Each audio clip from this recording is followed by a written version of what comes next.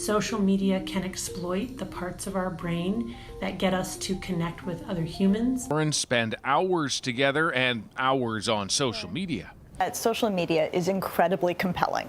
And she's using social media to try to tap into what they're thinking. To hold big social media platforms accountable. Unintended consequences social media is having on for social media sites to politics and digital platforms. That's been kind of a rocky relationship.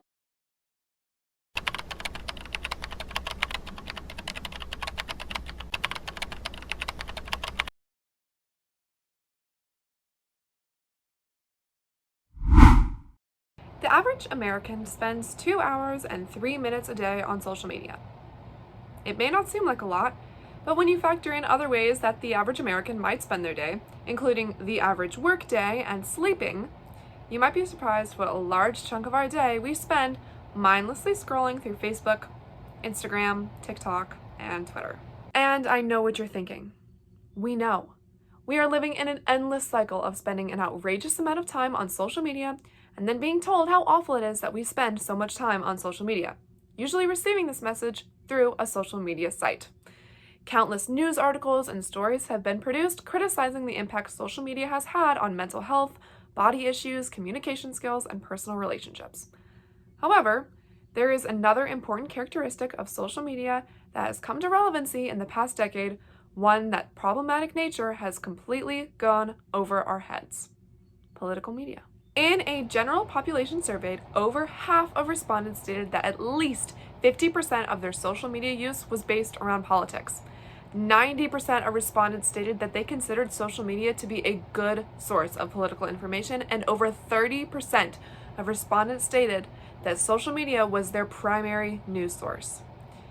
In a modern age where social media has become an alarmingly important part of American culture, it is important that we evaluate its relationship to this other key component of our society: political institution. Social media has had an impact on the way politicians interact with Americans. It has also completely changed the way that Americans interact with politics and the ways that Americans interact with each other. Yeah, I think a lot of people use social media now. Like, I see it. I think in most of the people that I talk to, there's like a political event, I guess, recently that's interesting to them. They heard about it through social media. Now, clever use of social media was widely credited with helping Barack Obama sweep to power in 2008 and stay in office in 2012. The company behind his new media campaign was Blue State Digital, which harnessed the power of sites like YouTube and Twitter to build momentum for the U.S. president. So, social media first came to relevancy in politics in the 2008 Obama for America campaign. They were looking to move politics into the direct eyesight of voters. They were looking to use historically successful campaign strategies, things like fundraising and large public speaking events, and apply them in a more modernly impactful way. Member of Obama's digital media campaign team, Joe Rosburst, talks here about the importance of digital media after Obama's re-election in 2012. Who oriented new media in the digital space as an equal seat at the table to the traditional departments of a campaign, so equal to communications and the field organizing and the fundraising. And our job was to bring these pieces together in ways that would make the outcome and the end result of the digital campaign greater than what any one of those parts would want to do, or some sort of compromise between them. Members of the campaign team were unknowingly revolutionizing the relationship between politics and people. They managed to use social media as a bridge between politicians and your average American to loop people into caring about elections. They were presenting tons of emotional election material onto platforms that they knew were becoming important parts of people's lives. I stand before you today to announce my candidacy for President of the United States of America. And standing up with courage, they somehow managed to change the world. Yes, we can. Barack Obama has won the Iowa caucuses. You have done what the Senate said we couldn't do. He's the first candidate we've ever seen who had an organization that brought together the internet and community organizing. By bringing politics to platforms that were increasing in relevancy in 2008 and 2012, the Obama campaign was drafting the origin story of the problematic relationship between social media and politics. Now, nearly 10 years after Obama's re-election, social media has become a much larger part of American lives, arguably integrated into our society. And because of that, politics have become an even larger part of American lives as well. So why is it problematic to have such a large number of people relying on social media as a news source? Social media is not designed to be a good news source. In modern social media use, one of the most important characteristics is speed. When an important political event takes place, a social media post or tweet can be drafted and posted in a matter of minutes, while it might take an online newspaper or a TV journalist hours or even days to put out seemingly the same story. What the speed of social media creates is a lot of ground for misinformation to be released. Stanford technical research manager Renee DiResta talks briefly in this Common Sense Education interview clip about misinformation here. So misinformation means something that's wrong, but it's very inadvertently wrong. It might not be true, but the intention is good. So this is one reason why the information being put out by social media is not always correct. It's because of speed and misinformation. It is also important to note here that the information that is later proved false was proved by an MIT study to spread 70% faster than true information.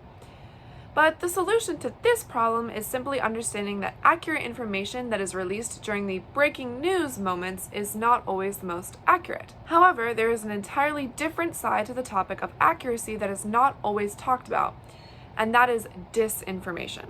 The disinformation side of things, that's where you see people who are deliberately intending to influence and to mislead someone. There are a lot of reasons why an account or influencer might want to promote disinformation.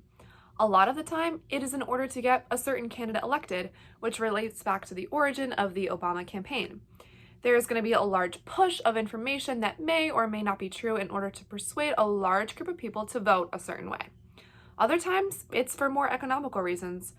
A study done by CHEQ with the University of Baltimore discovered that there is an international annual cost of $78 billion on account of fake news.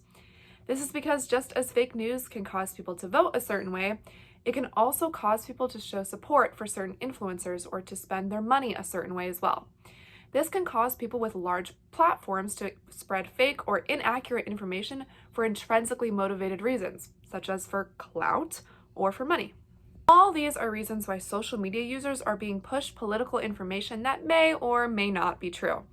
Whether it's an account's personal stride towards fame or money, or simply an accident made due to sacrificing accuracy for speed, it is important to note that there are a ton of reasons why what we're reading on our phones may not reflect what's actually happening around us.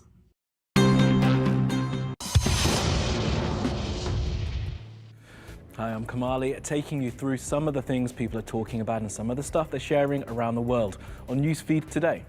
Super spreaders, we look at the influence celebrity has in the dissemination of fake news. While on the topic of money, clout, and large social media platforms, there is a whole other point to be made about influencers and politics. Another way that social media has come to a more societal prevalence is through these public figures who have large followings, promote brands, and have built livable careers off of social media. Due to the flood of politics into social media, influencers and politicians have started to interact and, in a lot of ways, benefit from one another. For example, the following is a news story from Good Morning America regarding the White House partnering with social media influencers to push COVID-19 vaccinations. Morning, George. The race is on to get shots in arms around the country as we're seeing more and more hospitalizations from state to state. Now, the White House is tapping influencers on apps like TikTok to combat disinformation and get Gen Z fully vaccinated.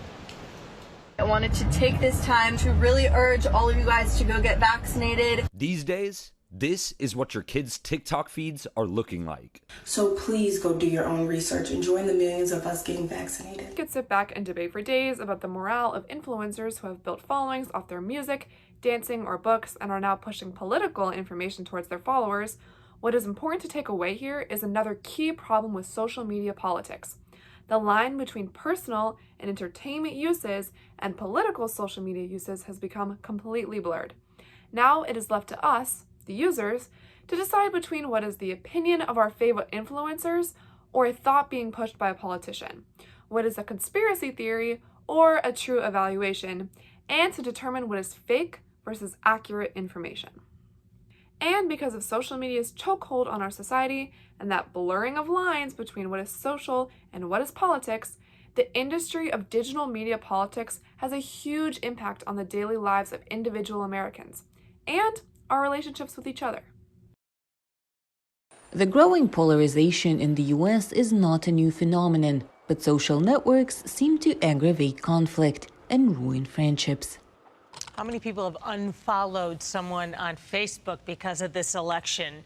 The divisive and bitter race for president is tearing apart friendships on social media. We've all seen those obnoxious posts. It can drive some people to say things they might regret, causing a strain on relationships. So, how did services that promised to connect the world become some of the strongest forces driving us apart?